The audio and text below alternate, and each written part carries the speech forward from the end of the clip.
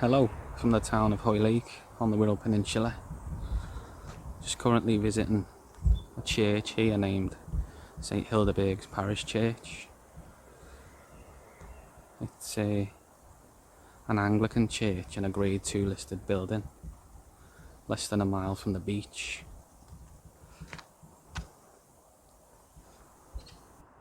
The church is on Stanley Road, a road named after a family who greatly contributed to the growth of Hoylake.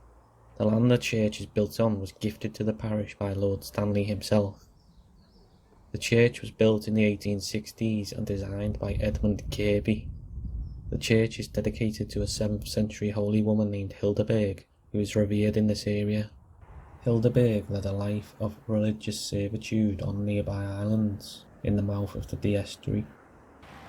She may also have been the daughter of a pagan king of Mercia named Penda. After her death, a chapel was built on the islands, also named St Hildeberg's.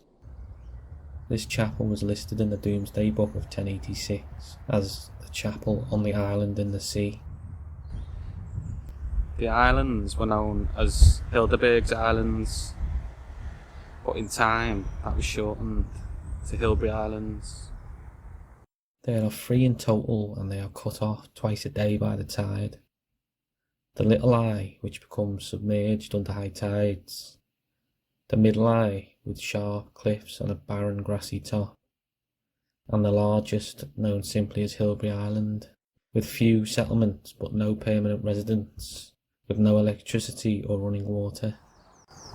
Tonight I'm heading out to the Middle Eye.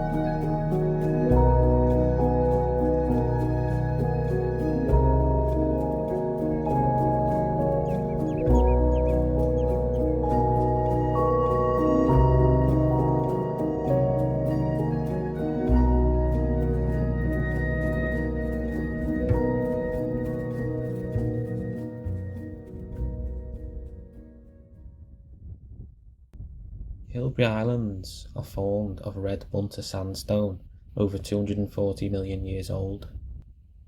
They've been occupied on and off since the Stone Age, with findings from the Stone and Iron Ages, along with Roman items discovered here. Benedictine monks called the islands home for centuries, and they've been a place of pilgrimage for over 1,000 years. It is said the monks would like beacons to help ships safely navigate the coastline. The last monk left the islands around 1550.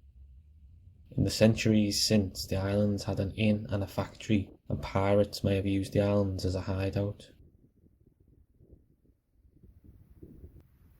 In the 1950s, a strange incident occurred at Hilbre. Kids playing in the caves apparently disturbed a monster.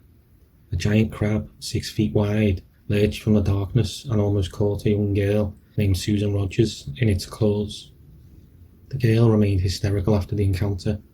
Not many believed the tale, but over the next 15 years more sightings were reported. It was theorised that a colony of king crabs may have found its way here. People would head out across the beach hunting for monsters. Others gave the islands a wide berth. Eventually the stories ceased. The last reported sighting was in 1968.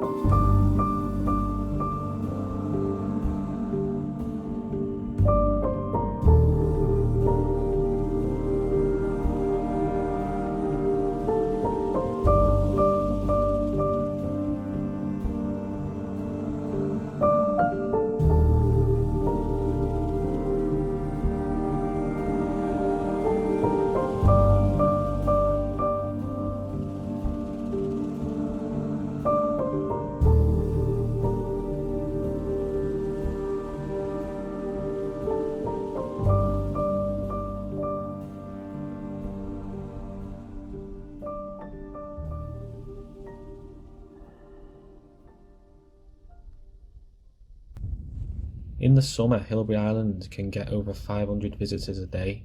Thankfully, in March, there's nowhere near that many. Horses are ridden along the beach year round. In the Irish Sea, a shipping lane is easily spotted coming out of Liverpool Bay. There are great views across the River Dee too, to North Wales. On a clear day, the lighthouse in Tulacra, Flintshire can be seen. On a clear night, the mast atop Wirral Park on the Denbighshire-Flintshire border can be seen, glowing red. The islands are visited regularly by many bird species. Some stop over whilst migrating, others nest in the colder months.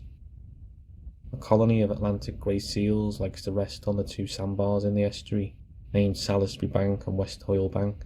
Sometimes they even climb up onto the islands. We're lucky on the Wirral to have such a beautiful place here on our doorstep.